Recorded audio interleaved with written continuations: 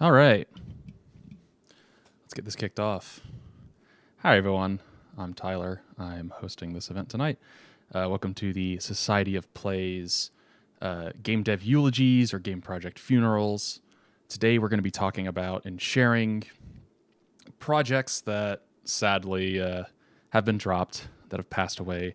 That I know 2020 has been a rough and difficult year for a lot of us, and we thought one of the ways that we could kind of celebrate the finally no longer being in 2020 is by talking about things that we're leaving behind us and talking about projects that are dead, things that we're not going to finish, and just kind of in a cathartic way work through this together a little bit. So this is a live stream, but we're going to be hanging out in the Discord afterwards, and quite a few of us are already hanging out in the Discord. So we're going to be doing talks, and if you have any questions, go join the Discord and talk to the developers there. Just to go through some announcements really quick before we get started. First, in January, we're going to be having a career day. So if you are a student or new to the games industry and you're looking to get in, or maybe you're in an adjacent industry and you're wanting to kind of sidestep your way into the games industry, this is going to be an event that we're hosting where we're getting seasoned, experienced developers in art, in sound, in code to do portfolio reviews, to do resume reviews. So if you want to just talk to someone to see how your stuff looks and how that would be received by someone in the industry, this would be a great opportunity. And if you're a seasoned veteran and you want to volunteer to help out, reach out to us, PM one of the organizers, and we'd love to have you help us out. And that's going to be sometime in January. Check out the Discord for more info once we know exactly when it's going to be. We also have a Discord social every single Thursday. So every single Thursday night, we're hanging out on our Discord at 7 p.m. We're playing Tabletop Simulator or some other game. Or we're just talking about game design, talking about game development, talking about our projects. Sometimes people will just share what they've been making and we'll QA test it. We'll literally just play people's games and talk about it. So if you want to hang out with game developers every single Thursday, 7 p.m. without fail, since today is a Thursday, it's also tonight. It's just whenever this stream is over. Like I said before, if you want to join our Discord, go to this link. It's bit.ly/DSOP Discord. That's Dallas Society of Play Discord. We are a nonprofit. We are based out of Dallas, but we are a nonprofit for anyone, anywhere. We used to host a lot of local events, but especially thanks to COVID, we mostly exist online. So we're trying to open our doors a bit more to anyone who wants to hang out with us and be a part of the community. So come join our Discord, regardless of whether you live in the area or not. That's the link. I'll share it again later. And of course, a special thanks to our patrons. We do have a Patreon. We were able to do things like buy Facebook ads for this event, so to help reach out and get the word out to people that are in the area about this event. It's things like that that allow us things. It's because of our patrons that we're able to do things like that, but also whenever we do have in real life events again, we'll be able to rent out spaces. We're able to buy food for people. We're able to pay taxes that we have to file every year as a nonprofit. So thank you so much to our patrons that allow us to throw events like this. We appreciate you. Thank you very much.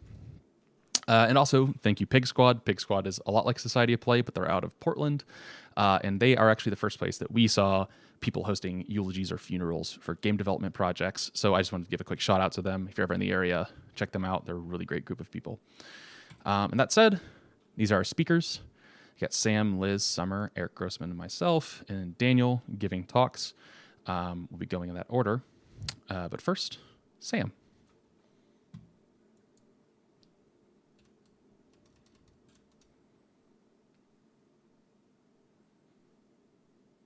In my first year and a half of game development, I worked on a side scroller. I called it Mud Wizard. The project became a wild beast of esoteric and ambitious features, so I started what would become a series of side projects. One of those was a game called Lenora Red's Magic Cookbook. It's nothing special, or at least that's how I see it. Moving values from container to mixing them together. I forgot what wild hair gave me the idea, but I just redid everything the same way I learned in Mud Wizard. The same method of moving inventory items through parents. The project was definitely beyond my skill level at the time, but I never could just want to make a regular ass game. I worked on Lenora for about 2 to 3 months before just abandoning it. On my phone, While at work, I sometimes use an app called Pixel Studio. On it, I have a folder titled Cancelled. It's mostly ideas that I never got around to, or really planned out a whole lot. Mostly just a few sprites, maybe a Google Doc. Here, while sorting through the mess of files, I'm always very bad about that, I placed Lenora. Now, besides Mud Wizard, Lenora was the longest game I just straight out abandoned. I always planned to go back to Mud Wizard, but Lenora was just a game that I worked on the longest and to abandon. Why was it something that I put so much work and passion into, and I just gave up on it? It had a very personal story to me. The main character was learning to bake to get in touch with their disappeared relatives. While I'm not a magic little girl, I don't have the best relationship with my parents. There was going to be an aunt character that didn't really approve of the main character's baking, and that kind of reminded me of what it was like being in high school and college. And despite all this, I just shelved it. I put it in a folder with the rest of the stuff I'll probably never have time to go back to. Archived, probably to be lost like so many half-finished D&D campaigns and books. You never know when the last time you work on something is ever going to be, when the last time you ever play a game. Will I ever come back? Have I played my last round of World of Warcraft? Burnout. It's always burnout, most of the time. In Lenora's case, it was the measuring cup system. When I started out, I barely knew what I was doing, and it didn't always work out right. Things would just disappear, measurements wouldn't work right, stuff wouldn't work as intended. Not getting something to work is frustrating. Usually an hour or two of Satisfactory or whatever sandbox game I'm into at the time usually fixes that. But not after days of this frustration. Not after weeks. Not after a 10-hour shift in a job I hate in a world I hate. Why do I keep coming back to this hobby? This frustrating math problem that most of the time doesn't even have a clear ending to it. It's just something I work on for months with no clear results. I mean, I get burned out on a lot of stuff. I got burned out on playing Dungeons and Dragons. I got burned out on writing fiction and video production and coding, just like D&D tools. Why can't I ever finish anything? Why do I always burn out on everything?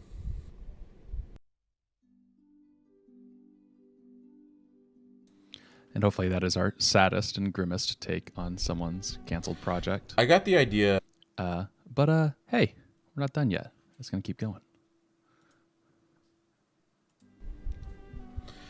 I got the idea to come back to Lenora around the same time I was asked to do this. I was working on a procedurally generated overhead game, and I just wanted to give myself a break, so I didn't burn out on that as well. So I went back to Lenora. I redid the whole measuring cup system from the ground up, and it actually works this time. I'm probably going to put it shelved again, at least for a while. I still don't enjoy doing data entry, and putting in a lot of recipes doesn't really sound fun right now, so I'll probably spend the rest of the year working on my overhead game. I do enjoy game development. I mean, why would I keep doing it if I didn't? Sometimes it's not about finishing a product or making it marketable. It's about finding something that you like to do and just putting one foot in forward and just keep on going.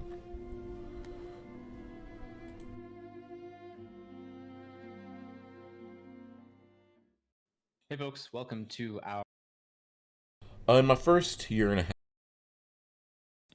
Spoilers. Cool. Thank you, Sam. And although we have we have a couple of pre-recorded talks going on tonight. Many of them are live. So first, going into our first live talk is Liz. Let me go ahead and get this set up.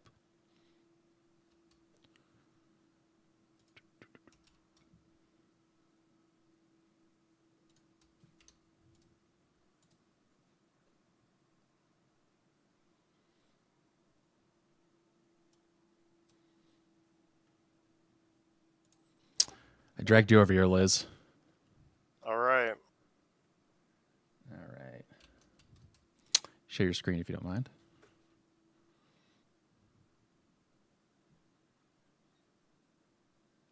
And we're live.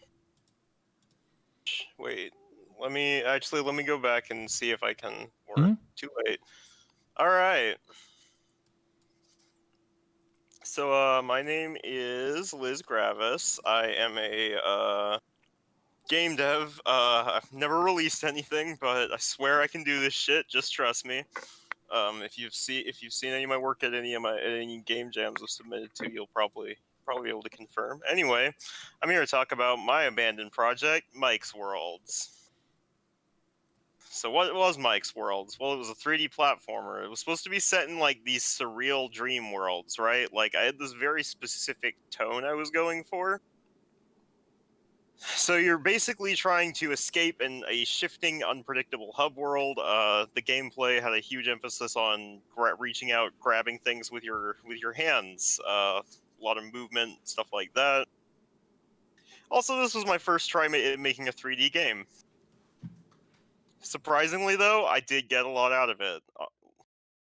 Alright, here's a screenshot. That's Mike. He's a wanted man. He's a solid light being that murdered a man and stole his face. Now he started walking around trying to be him. So he gets put in some kind of astral jail, right? He escapes, but he finds himself lost in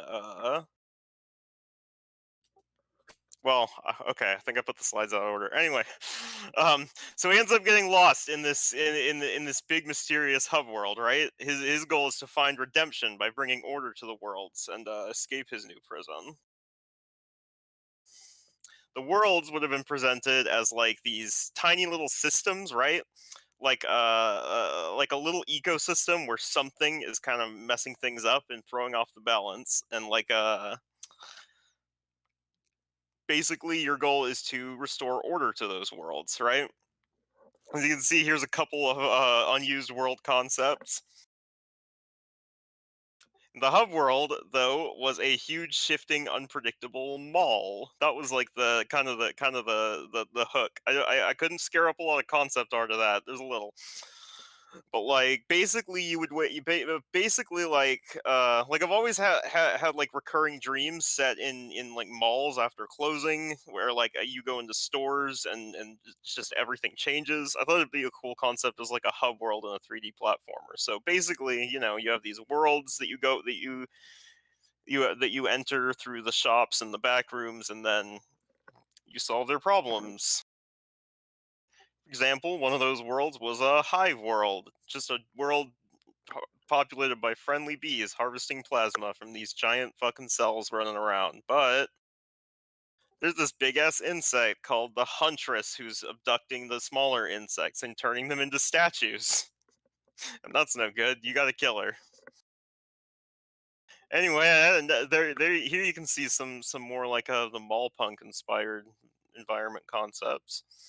This is the Dream of the Crystal Lagoon. It's a misty island that you approach from a sea of clouds. Full of these little statue guys, right? As you can see from that statue there in the left picture. Terrorized by giant sea creatures that you had to kill. There's one of my sea creatures that I made based on like based on a shrimp. That guy would have popped out of holes and tried to get you. And as you can see in the other one, you got those little jellyfish. You jump on them, but you can only stay on them for a sec before the tentacles try to stab you. Oh, what happened? Well, as you guys might have been able to tell by now, I had a really hard time coming up with like concrete level concepts to fit the theme I was going for, with these like systems thrown out of balance.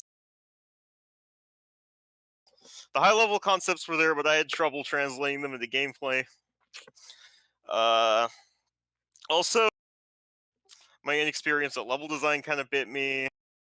The idea was way too ambitious. I mean, most of my ideas for levels boiled down to killing a boss in the end, and that just wasn't jiving with the theme I was doing. So, yeah. But ultimately, the nail in the coffin that murdered the project. I couldn't animate this son of a bitch. This is my first time making a 3D game. I don't know why I thought I could animate a full humanoid rig. So I made a placeholder character. Then I got a completely new idea. I started making a completely different game based on the placeholder character.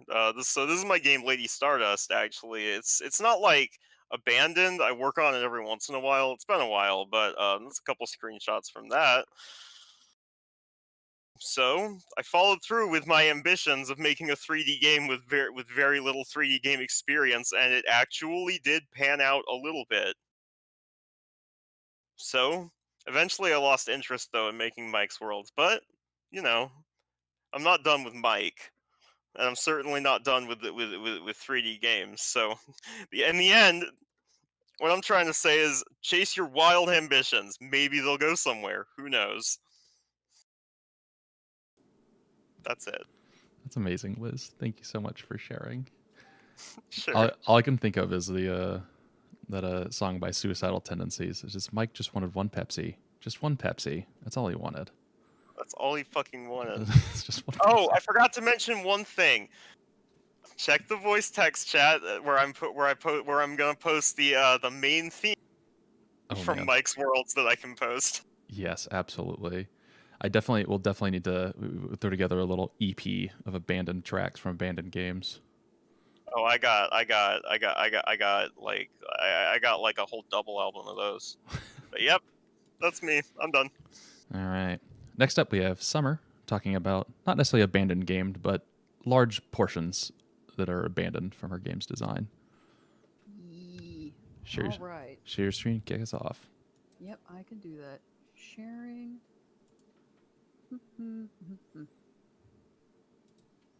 Oh, go back. Oh, nope. All right. Spoilers. You're good. Spoilers. All right, everyone knows that I can be quite verbose, so I'm actually setting a timer right now that will literally start howling in my ear if I go over 5 minutes. I am known to talk. I am very verbose and eloquent. Before I start, I'm Summer. I've been an organizer for 7 or 8 years. I love what I do. If you ever have any questions about game development, come talk to me. I love helping people out.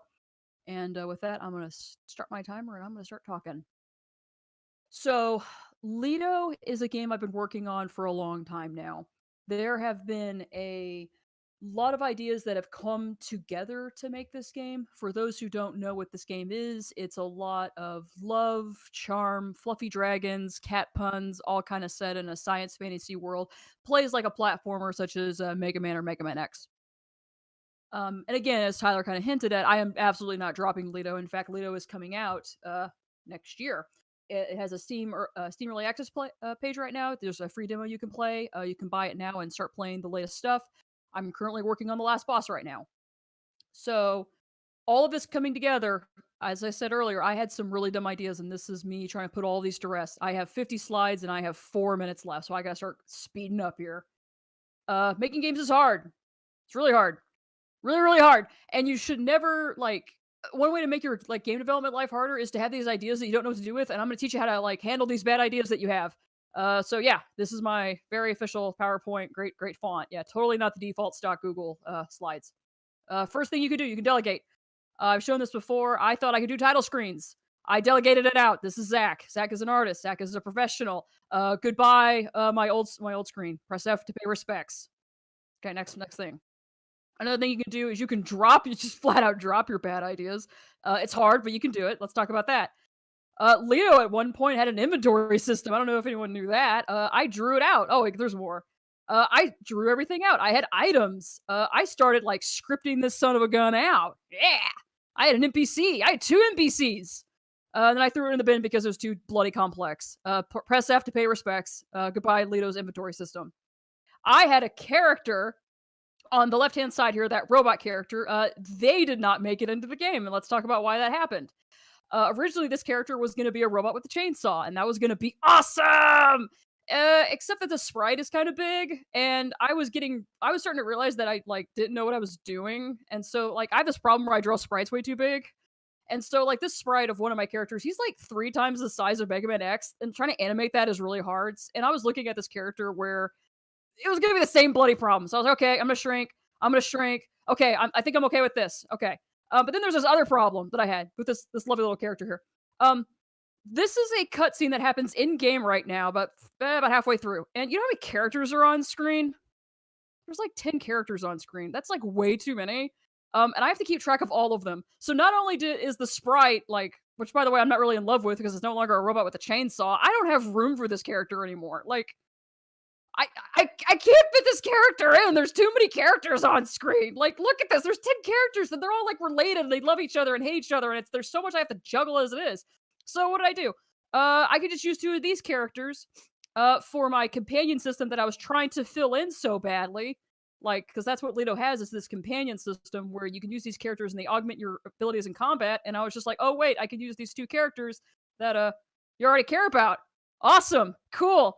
Rest in peace. Press F to pay respects. I'm sorry, robot character with a chainsaw. You're gonna be so cool. I'm sorry. I don't know how to plan. I'm an idiot. I'm sorry. I miss you, but it's time to put you to bed. Okay, next. The last thing you can do with your ideas is you can morph them. I wanted cute collectibles. This was some sketches. Those became the seedlings, and these seedlings are in the game now. Nothing went into the graveyard. Ah, I juked you. No pressing F. Seedlings are in the game. They're everywhere. There's 3 per level. They're very cute. Go collect them all. Yay! Okay, last thing. I love character development. I love romance in games. I'm a big fan of BioWare games. I love these old BioWare games. I especially love the characters in these old BioWare games that you can romance. I see a picture of Cartho Nassi from KOTOR, and my little heart just warms up. I love him so much, and it just makes me so happy, and I love that kind of character drama, okay? So, of course, as I'm walking into this game, I'm like, oh, I'm going to have these 2 characters. Like, Leto's going to be able to date, Tabs, or Leto's going to be able to date Zerg, and it's going to be great.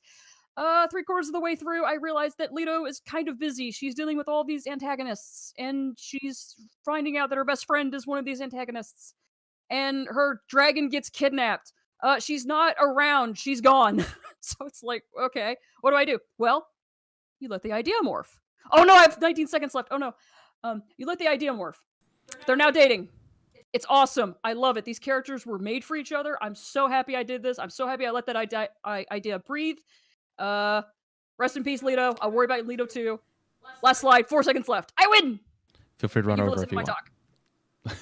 Feel free to take a couple seconds if you want to wrap up real quick. Oh, I'm sorry. The screaming is in my ear. The timer, it's too loud. It's screaming in my ear. I have to stop. But in short, delegate, drop, or morph. Thanks for listening to me rant. I appreciate it. Whew, I did it. Thank you, Summer. Yes. And we have 2 more talks coming up. Next up, we actually have a talk from me and my good buddy Eric, also pre-recorded. Enjoy.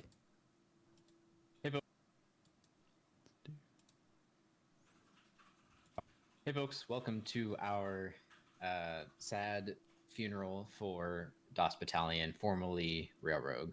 I'll just get right into it. I'm Eric. I am primarily art and design fella of the 2 of us here. I co-founded Polynite Games with Tyler back in 2015, I think, 2014. Something like that. One of those years. And co-founded Dream Toaster with Tyler this year, 2020. And I'm Tyler. I'm the kind of programmer tech half of the duo. We founded Polynite together along with a bunch of other friends. Now just the 2 of us are founding Dream Toaster. We originally came together over Interspace, which was a flying game that we made for Switch, PS4, Xbox One, PC, Mac, Linux. This game that we're talking about, DOS Battalion or Railroad, is the game, it's the main game that we tried to make after Interspace. We wanted to make a game that ran on mobile, but also ran on PC to try out the market. Part of that's also because we had leads on the Apple Arcade and being able to give pitches to get into it. We also wanted to make a game that was a bit more systems rich. We previously had made mostly pretty one-dimensional games, not one-dimensional, but a bit more shallow on the systems side. Whereas Eric and I have had a lot of conversations about RPGs, about what we like in them, about what we don't like in them, and we were really interested in making something a bit deeper. We also wanted to make something with a unique setting that we could eventually turn into a full-time project, something that we knew would probably require day jobs early on, but is something that we would focus on eventually turning into something that we're doing full-time. That said, though, although we want to talk about DOS Battalion, we want to talk about Railroad, I kind of want to say that there's kind of 3 versions of this game, that it's changed a lot over time. It's changed names, it's changed premises, so we want to talk about each of them. So the first version is Railroad, but it's also the fake Railroad. The first thing that we did to try to get a pitch together in time to pitch to Apple for Apple Arcade, because we had a foot in the door before anyone knew that it was a thing. We wanted to put together a trailer for this game that showcased everything that it was going to be, everything that it supposedly was at the time. So we kind of hacked together a bunch of animations and made a fake trailer. And we're kind of got all that together, got that already. We got music, animations, particle effects, models, and put together this thing with a pitch deck. And then things got delayed, and the conversation didn't happen, and the pitch didn't happen. The meeting kept getting pushed back. So eventually we kind of decided that we needed to do something in the meantime. So we just started making it a real game. This is where we start pivoting from the Apple Arcade pitch trailer to the actual first playable version of Railroad, which is the second version of Railroad. This Railroad also started development after quite a few of the people that we started Polynight with got day jobs, and day jobs that did not allow them to work at Polynight. So it kind of simmered down to me and Eric with Chris Miller, Chris being our sound guy. And so we kind of had to say, like, all right, well, we have a lot less people. How do we actually make this game with just the 2 of us on the Unity side of things? So we started reworking the art style a little bit. We started reworking the systems and the designs to kind of be something that worked a bit better. But eventually we got together this demo that played. It had multiple encounters, so you got to fight 3 different encounters of enemies. And we had this demo ready to showcase to people at GDC. We set up meetings with a bunch of different indie publishers. We had time slots, and we walked in with our laptop pre-charged, backup batteries, headphones, mouse, everything ready to kick out and play in a couple seconds into GDC. And this is when we really first showed the game to people to get feedback. And And this is primarily, more or less, what every person said. Is this your actual art style? And the real answer was yeah. And personally, we were really into it. Like, it was something that we were into. But in the moment, after getting the feedback and after about half a second of intense eye contact between Tyler and I, the answer we gave was, of course not. It's a total work in progress. Nothing here is final. It can all change. Nervous laughter. Ha ha ha ha ha. Going home from GDC, we had a lot of feedback. We had other feedback on like the gameplay and stuff, but the art style feedback really cut me deep, I guess, and really made us start to feel like maybe we needed to really dig into this and change and develop it more and kind of bring out the there of the game. Like, what is it? So I proceeded to draw like hundreds of trains and concluded that, like, no matter what I did, something about trains just felt so incredibly, inescapably lame. Like, I don't know what it was. Maybe it was like the fact that they were all pinned down to the rail or something, but like, ugh, trains. But then I had this revelation, and I stuck spider legs, like mech legs, on one of the trains, and just like the clouds parted, and I knew suddenly that this was going to be a game about spider mechs. And I showed it to Tyler, showed it to Chris, and we all agreed, like, this is it. This is the direction. And we proceeded to develop and reshape our art style and reform this game around a new premise, a new setting, and a new name, DOS Battalion. And basically what we resolved to do was to rebuild the game around this new identity and present it again as the same playable but new skin at Let's Play in Dallas that summer, so 2019. And that gave us roughly like 6 months to do this. And yeah, we did. Like, we built all the art, new scenes, new UI, polished the mechanics, and brought it to Let's Play. And Let's Play brought us like a lot of enthusiastic players, old and young, people who weren't into RPGs, like flocked to our setup, which granted included like a 20-foot banner and shirts. But still, like, we got like a lot of really good impressions and feedback, and we ourselves are really pumped up about it. But in that feedback, those several pages of player notes and stuff, we started to kind of feel the edges wearing away at our enthusiasm and at this game. And that kind of, by drips and drops, led us 6 months later to drop the game. So, like, from my perspective, why did we drop it? Well, or why do we need to kind of put it in the ground?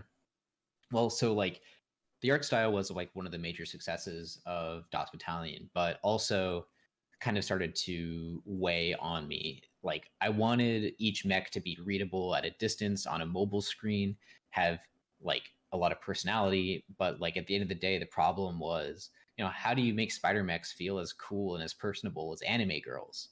It's really hard. Like, there's a lot you have to do. And then on top of that, like, we wanted this super badass UI that really felt like Gundam, just like injected into your eyeballs. And like, that's really hard. That's a lot to do, especially given how many menus the game has. So just from a pure art scope perspective, like, it was all going to be really cool, fun stuff, but like, holy crap, there was, looking into it, like, so much to do. And all of a sudden this game was like, for a one-man art team, like a huge project. Yeah. And a lot of that also kind of mirrors in the code side, and that from the very first trailer to the next playable, we get the game playable. But then from GDC to Let's Play, I actually get kind of the RPG systems in. Whereas before there was kind of like damage reduction or healing and attacks, but we got in actual like damage types like fire damage and dark damage and different resistances. And we got all the different UI set up so that you could see what each enemy's resistances were. That we'd kind of been slowly adding in a bit more RPG systems over time. But pretty quickly, like right after Let's Play, it's like, all right, like, let's take the next step. We got things we want to fix. We got things we want to change. And that's a lot, but we also just need to like make the rest of the game. So we have all these changes we want to make from Let's Play, but then we also have, all right, players need to be able to customize their mechs. So, all right, we need to rework all of our prefabs and meshes and artwork pipeline to be able to work with that. But I also need to make it so that it's not just a bunch of mechs in a Unity scene, that they're actually being spawned in based on like some kind of player's persistent decisions. So, okay, all right, so I go do all the work to rework the stat system to where it serializes more easily, it persists more easily, it allows us to spawn in these mechs and customize, and they're assembled modularly. We can make presets of them through scriptable objects so that they can be spawned in based on editor things that we set up. I get all that working. It's like, okay, all right. And you play it, and not only did nothing really change because we don't have all the menus in to make the customizations, but I actually broke a bunch of things. So then I got to go fix all the broken things, and then I got to go make the menu to customize the mechs, and holy crap, that's a lot of work. But also the screen to customize mechs isn't that useful if you don't give the players random drops from encounters. So you need to make the random drop encounter screen, and just this huge list of menus and UI from just things that you have to do in JRPGs starts building up and up and up.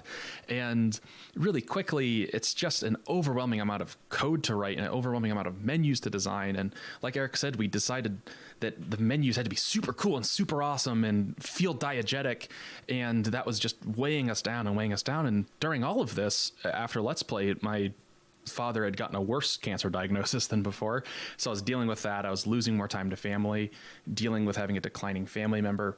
And all of this just kind of stacks up to having uninspired, just miserable code work that doesn't interesting and you can't show people, combined with all of that. And just when 2020 ticked over, Eric and I just had an honest conversation of just like, we're not going to finish this in a year. It'll probably take us at least 2 years. Do we really want to focus on finishing this right now?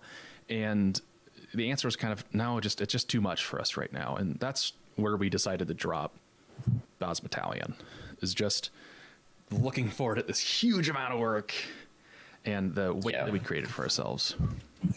Mm-hmm. But that does bring us to takeaways. Like one thing Eric and I just talked about a second ago was the UI, that we just had decided that the UI needed to be diegetic and it needed to be cool. It needed to be a part of the game. And realistically, like, we could have questioned that and the game would be a little bit lamer with less interesting UI, but it would get developed a ton faster. It would be so much easier. We would just be able to prototype, block stuff in, create some button prefabs, and just kind of work and go and get stuff functioning. And if we'd been willing to interrogate that, so one of the big takeaways is just that really we needed to do a better job of interrogating what we thought was important about the game, because realistically, like, the menus weren't the most important part of the game. It was like this weird one-dimensional, like, simplified, streamlined tactics game. It wasn't the menus, you know? Yeah. And Yeah, and I think it's sort of to extend from that, like, not only was the UI probably not that important, but what we really in game dev, especially as a small team, what you really want to do, especially with something as potentially maximal as a JRPG, is you want to find the thing that you're giving the world that's special and new and really get that right. So for us, I don't know, probably not sure what it would have been at this point, but whatever it was, we should have really doubled down on that one thing and really brought that out and kind of let the other things be functional, but not necessarily need to juice them up like 100%. But I think this kind of gets also to like the juicing exercise kind of gets to like one of the major learnings that we have had, I think, as game developers generally, which is that like when you're making games that you at some point want to show somebody, you still need to balance like doing things that are that you can demonstrate, that you can show with actually sustainable development practices, like you, for your own sake, and also to have something that you can actually show for others, you do need to do things that register with the end user, with the player, but you can't sacrifice actually building the core game and the core vision for that. And a lot of that is just like what we could have done better was focus on doing those simultaneously. That we had a bad habit of doing a lot of really showable work and then digging a bunch of graves and having to kind of pull ourselves out of this hole and then have to do a bunch of upkeep work. And I think balancing that a bit better would have not only been better for motivation, but it also would have helped us test and kind of build up less debt and also make less promises that we couldn't keep. And I think one of the things that ties back to, which I think is kind of a good thing to end on, is that we'd never really stopped developing pitches. One thing that we do a lot of is that we really developed games to show to publishers to try to get money to help us finish the game. Part of that's because of the way that Interspace had panned out for us, but also just we walked into DOS Battalion saying that we'd finish it no matter what, and we didn't care if we get publishers, but we never really changed our practices. We were always looking not only to the big next milestone that we would be able to show off to someone, but we were also really, really latched intensely on what they said. That when we walked away from feedback from publishers, we took what they said probably a little too seriously and didn't test it out with players and kind of get an actual feel for how people felt about it. Mm-hmm. Yeah, I think just to end cap from my part, like on the art style specifically, like that desire to, when you're in the pitch mentality, you want to please the highest bidder. You want to you want to sell them the vision of what the marketplace wants. And so you are indexing on super flashy, like cool shit. And if they don't like what you're showing them, you don't have a vision or a solid like game to fall back on. You are sort of at their whim, even just psychologically. And that's what happened to me. Like I went back from GDC and said like, all right, got to change 100% of this game because it just didn't resonate with the 10 people I showed it to. Whereas if we had, had playtesters and a base and had sort of taken our time with it, we would have been able to say, you know what, like we know what this game is and we know who it's for ourselves. Mm-hmm. And that would have been incredibly valuable. And so in the end, rest in peace, DOS Battalion. We're going to miss you. We spent years working on you. We learned so much from you, be it shaders that we took onto other projects or that we want to recreate this art style, that there's a setting that we really love, that there's story writing that we really loved. But in the end, I think we're just ready to put this behind us, that it's too much work and we have other things that we want to work on. Rest in peace. Rest in peace, man. Or really. We'll probably revive this game someday, but probably the setting or kind of what it's about and the look and the spider mechs, because spider mechs are cool. But yeah, definitely. You can't keep a good spider mech down. So we'll see what happens. We'll turn it into something else and it'll be some other game, but not this one. But we might keep the name because DOS Battalion's a dope name. Yeah, it's pretty cool. Yes. All right. Well, thanks everyone. Rest in peace. Yeah. Bye.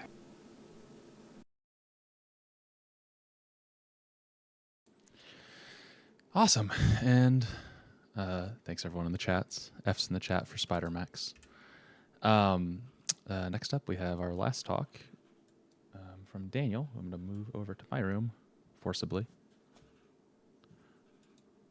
And turn that volume down. Hey, Daniel. Hey.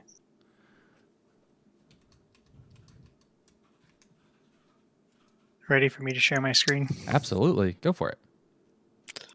Okay, Duke.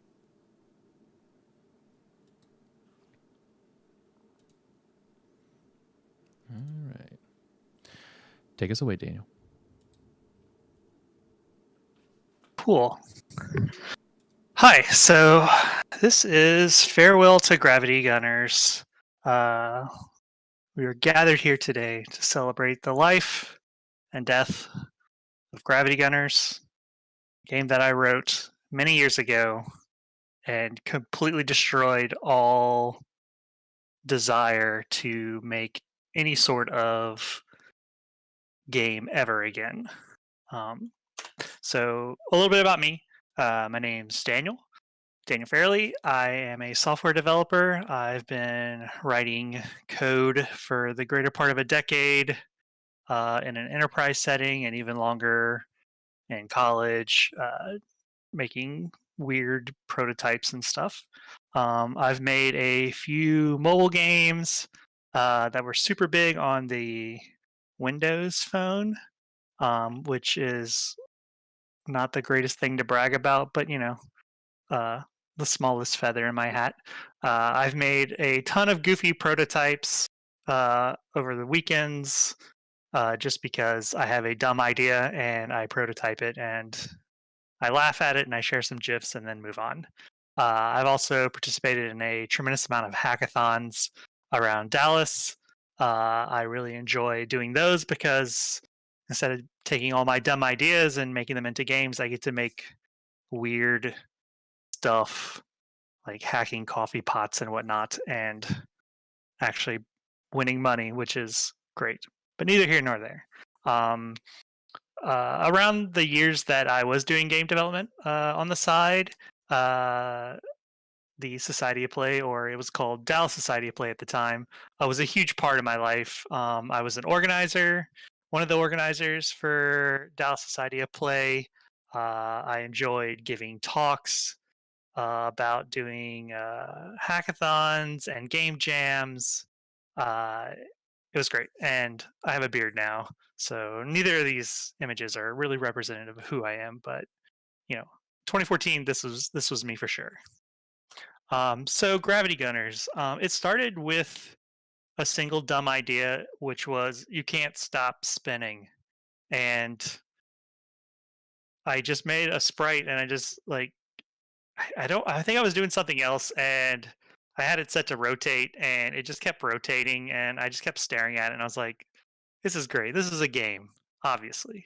So just this core concept of you can't stop spinning just got stuck in my head. So I'm also a big fan of local multiplayer arena games like Towerfall, Samurai Gun, Nidhogg, Smash Brothers, just any games where you have some people playing locally and you're fighting each other, and games that are really easy to get into, like 1 or 2 buttons, but then maybe have like some kind of crazy skill ceiling. Those kind of games I really enjoy, and I wanted to make a game like that, but I didn't want to make a game that was in the same side of the spectrum of those other games, because those other games have really tight controls, very precise movement, and I wanted to go the completely opposite end and just say, hey, you barely have any control over yourself besides shooting, and because you just can't stop spinning, and that's what makes the game fun. The lack of control definitely goes against the grain of the genre that I was trying to make this game in, and I'll explain a little later why that kind of was a huge detriment to the progress of development, but maybe not for the reasons you might think. So the game started as Super Spaceman Shootout way back in July of 2014. All of my prototypes have really dumb alliteration names. I'm pretty sure we were probably on IRC at the time for Dallas Society of Play and had come up with Super Spaceman Shootout, and I just took the concept and ran with it. Around that time, that's when Russell came up with the arcade cabinet, and that was perfect because I wanted to make a multiplayer local game with simple controls, and here comes Russell with a huge arcade cabinet that's multiplayer, local, with simple controls, and super excited to get my game on there. I helped create the Unity input controller for Society of Play because the buttons were all keyboard buttons, like A, B, C, X, Y, Z, like, and it was all just completely random. It felt like for each all the buttons and for all like the 8 directions of the joystick. So I spent one weekend just banging all that out so I could share it with everyone else. So everyone else could get their games on the cabinet as quickly as possible. Another great part about the arcade cabinet is that it's a really easy way to get real player feedback. It's one thing to bring your game in front of people for the game dev meetups and get feedback that way, but actually stick it in front of random people who just want to play an arcade game and get their input. This is perfect because you can spectate just by standing on to the side, behind them, whatever, and just watch people enjoy it. So development kicked into high gear. I was super familiar with Unity already, doing mobile games and prototypes. I could bang out pretty much any prototype I wanted to very quickly over the weekend. I did all the art, sound effects, and development for the game. I reached out to a musician friend that I used for some of my mobile games to make that completely obnoxious music that just loops forever. If you've ever played the arcade cabinet, you know what I'm talking about. Thankfully, I've completely forgotten what the music sounds like, and I intend to keep it that way. I started bringing the game to game dev feedback sessions to see what everyone thinks. The Society of Play has a huge group of incredibly talented game designers, artists, musicians, enthusiasts, hobbyists, and I really respected everyone's opinion, and it was great getting that positive feedback of yes, this is fun, and really that's all I really care about in my games. I don't care if they're the best game. I just want it to be a fun game. So after a bit, I decide, yeah, I'm totally going to commit to taking this game all the way. I want to get this game out on Steam. I want to get it on consoles. I want to get it on Xbox One, PlayStation 3, or PlayStation 4, whatever was out at that time. Nintendo was definitely pushing their indie stuff a little bit more. And I was able to talk to a few Nintendo people at different conferences. The title eventually changed to Gravity Gunners, much thanks to the Society of Play, one of the game dev meetups, because you can't. The alliteration names are only allowed for prototypes. If you're gonna have a real game, you gotta have a real name. And even though this is a slight alliteration, it's not 3 words, which were the majority of my prototypes. And got a artist buddy that does a lot of pixel art for mobile games that I worked on. Gave me this crazy good new title screen, and things are just great. Like I am super gung-ho about making this game. The feedback I'm getting is great. The game is fun. It's with the space physics of it all. It's random. It's chaotic. It's just a great game for people who've never really played games and people who are absolute masters of games like Nidhogg and Samurai Gun. So January 2015, PAX South rolls around, and the Society of Play is working alongside Microsoft to put up a booth, and the arcade cabinet is going to be there. And I also have my laptop and some Xbox controllers off to the side to show my game.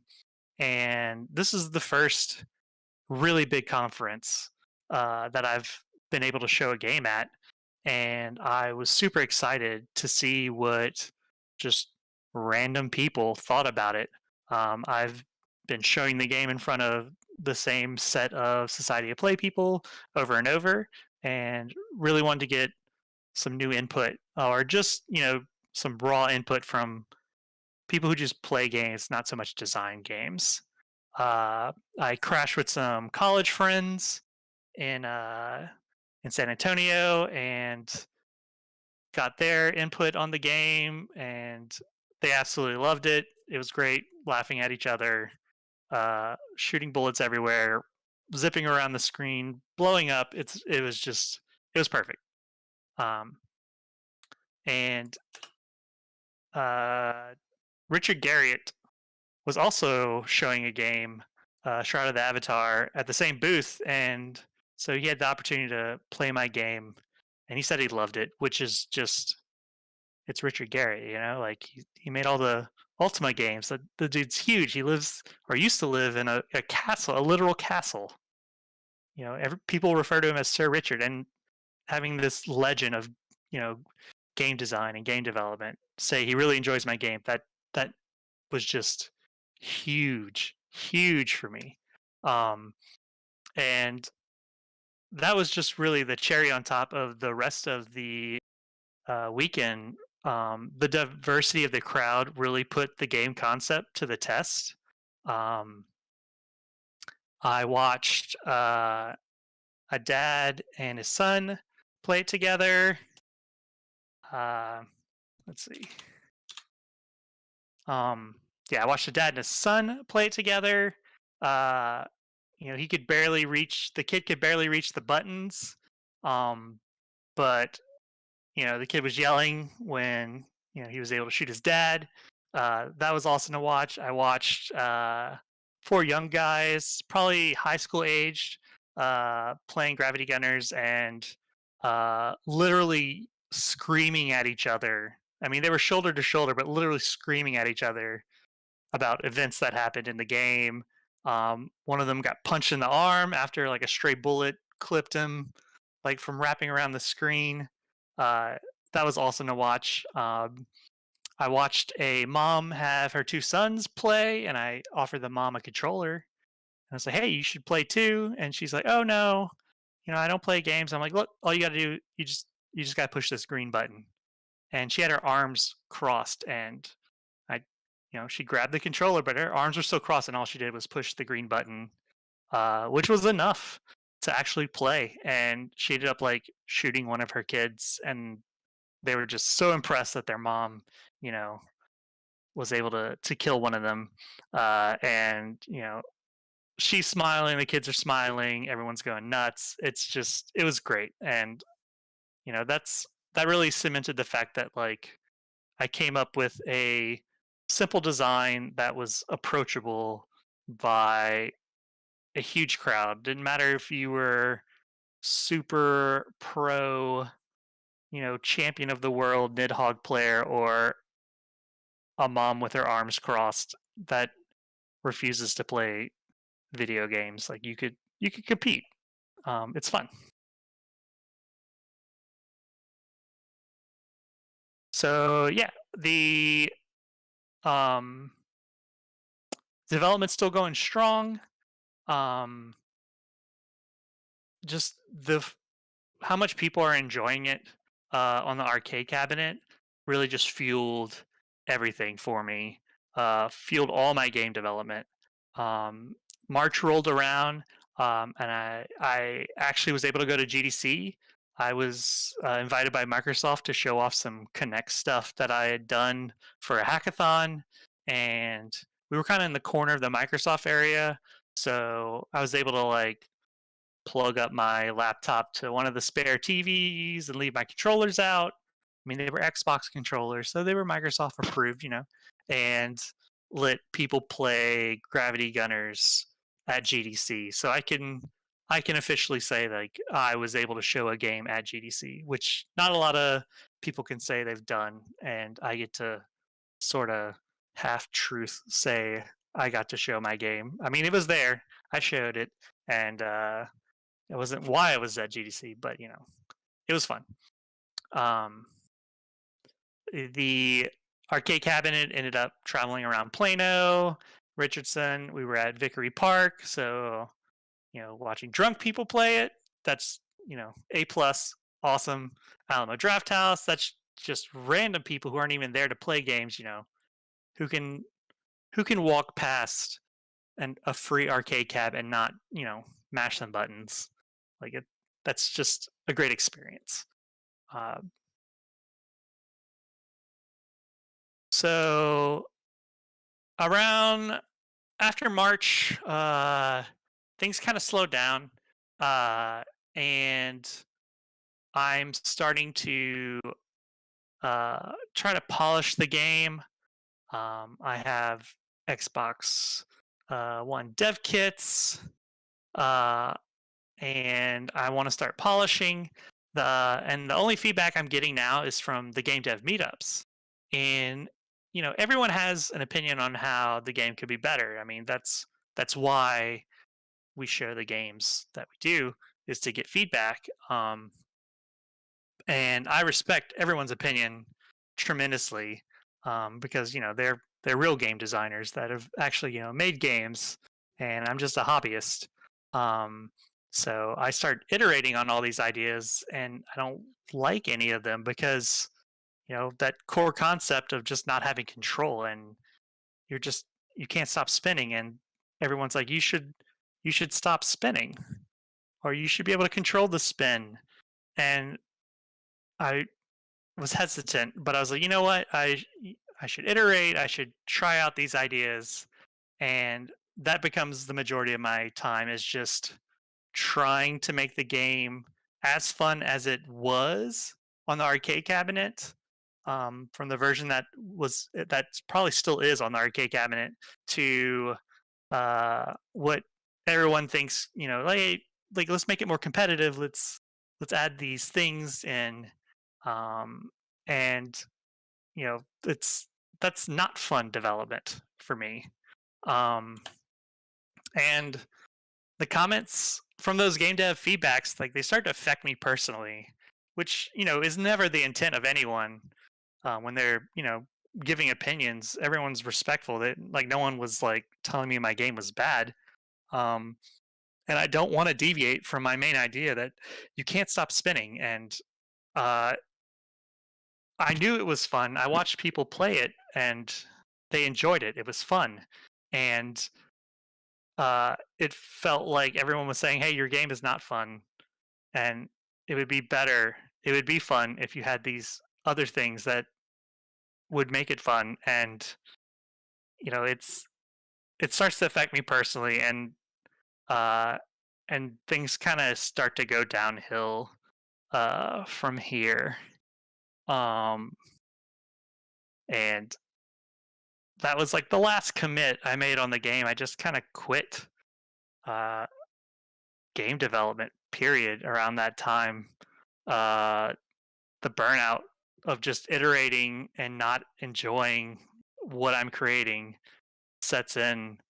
And I'm also used to spending no more than like 3 months on any game that I've written, any mobile game I've done, or prototype, or anything like that.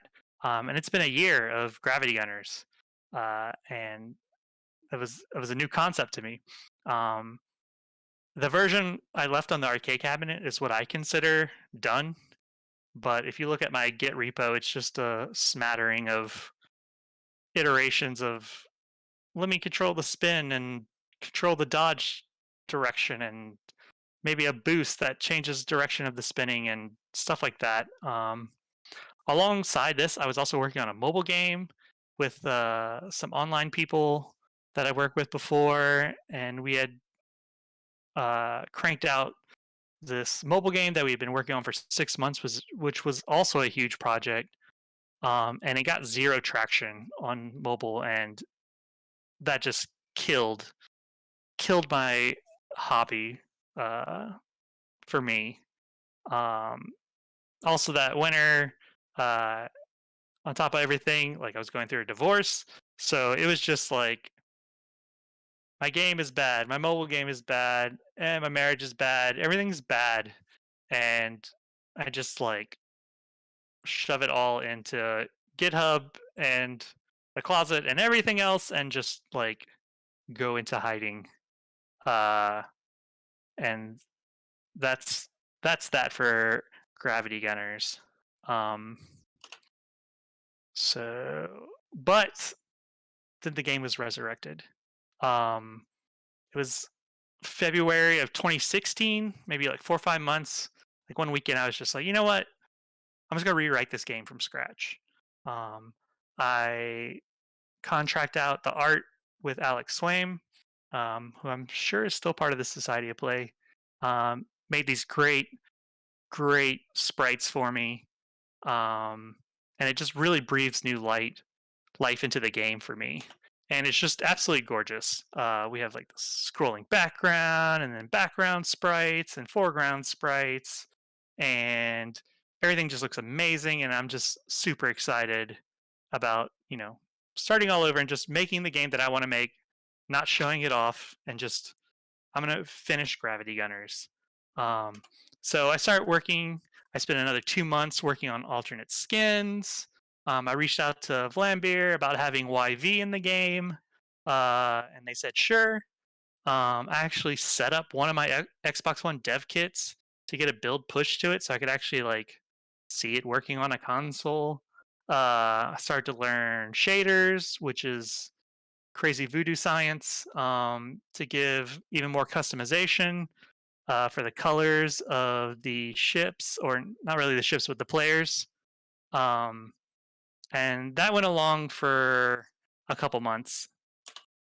And then the anxiety of making a game creeps up on me once the game starts looking like what the arcade cabinet version looks like. And I just couldn't shake that anxiety of like, oh, I'm making a game that's fun, but no one's going to like it. And I just can't shake that. And really, like from that point on, like I hadn't done any game development since. And I eventually left the Society of Play as an organizer and just kind of went my own way and started doing other artsy things as hobbies, and really haven't picked up game dev since. But I guess if there's a moral to the story, it's just you should make the game you want to make. Opinions are just that. They're just opinions.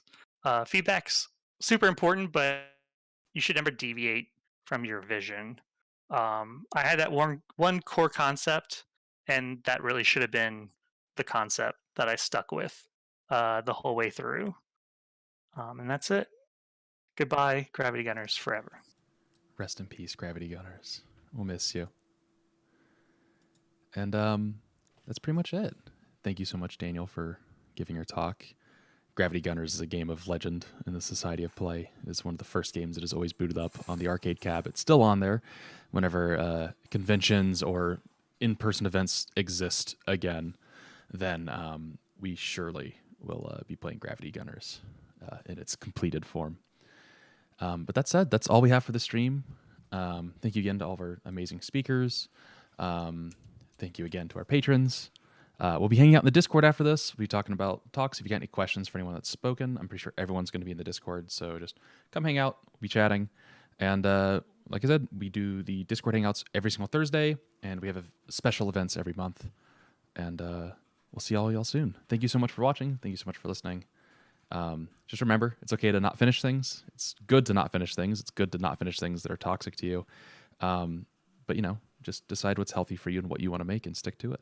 And it's okay to acknowledge that you want to stop doing something. And hopefully that's a okay kind of attitude to have. Anyways.